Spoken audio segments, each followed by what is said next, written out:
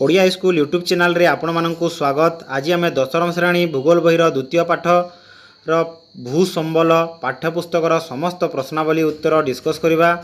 तो प्रथम प्रश्नटी है निम्नलिखित प्रश्नर उत्तर दियो। भूसंबल विनियोग किपरि करा जाए? उत्तर लिखा भूमि मनुष्य खाद्य वस्त्र बासगृह इत्यादि मौलिक आवश्यकता जोगाई थाए। ग्राम सहर विभिन्न शिल्प केन्द्र स्वास्थ्य बजार एवं प्रशासनिक अनुष्ठान इत्यादि स्थापित होता है। भूमि रे विभिन्न प्रकार कृषि कार्य कराई खाद्य शस्य उत्पादन कराए। विभिन्न प्रकार रास्ताघाट रेलपथ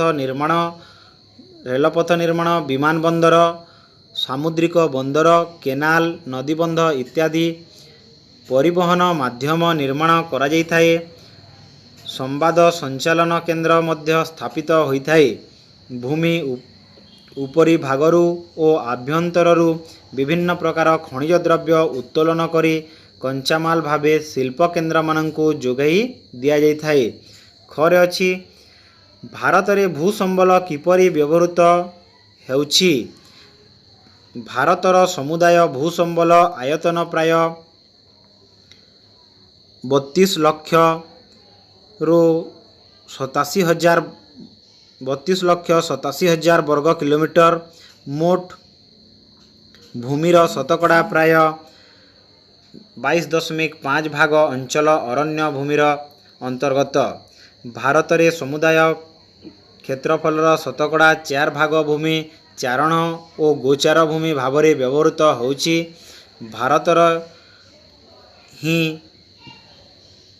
भारतर हिमाचल प्रदेश रे सर्वाधिक चारण भूमि देखा जाए।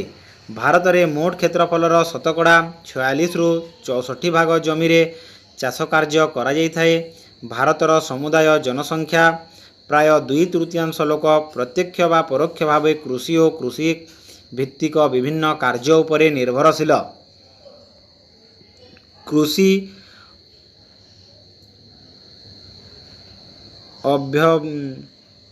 लभ्य भूमि रे जनबसति गमनागमन पथ केनाल खणी खादान इत्यादि अणकृषि कार्य करा जाइथिबा बेले पतित भूमि रे पहाड़ मरुभूमि जलभूमि नदीगंड इत्यादि देखा जाई थाए।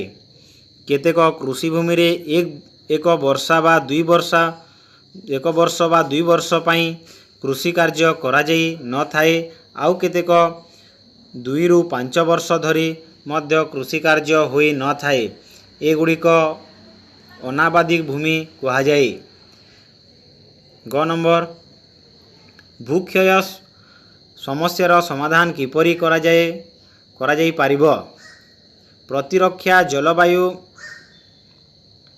प्रतिरक्षा बलयु रूपे कृषि और अरण्य भूमि संरक्षण पुनः नवीकरण और नियंत्रित पशुचारण शिल्पकेन्द्र निर्गत वर्ज्यवस्तु सुपरिचालना पशुचारण बालुका पहाड़ इत्यादि वृद्धि संकुचन नदी द्वारा किंबा पवन द्वारा होउथिबा भूक्षरण को प्रतिरोध करिबा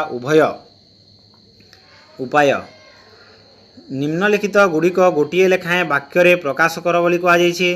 तो एठारे आम लिखिबा अनाबादी भूमि केतेक 1 वर्ष रु 2 वर्ष एवं अन्य केतेक 2 वर्ष रु 5 वर्ष धरी कृषि कार्य हेउ नथिबा भूमि को अनाबादी भूमि कहा जाए।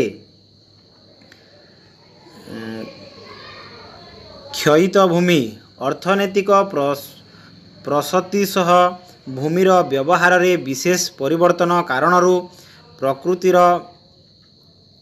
प्रक्रिया रे अधिक मात्रा रे क्षयप्राप्त भूमि को क्षयित भूमि कहा जाए।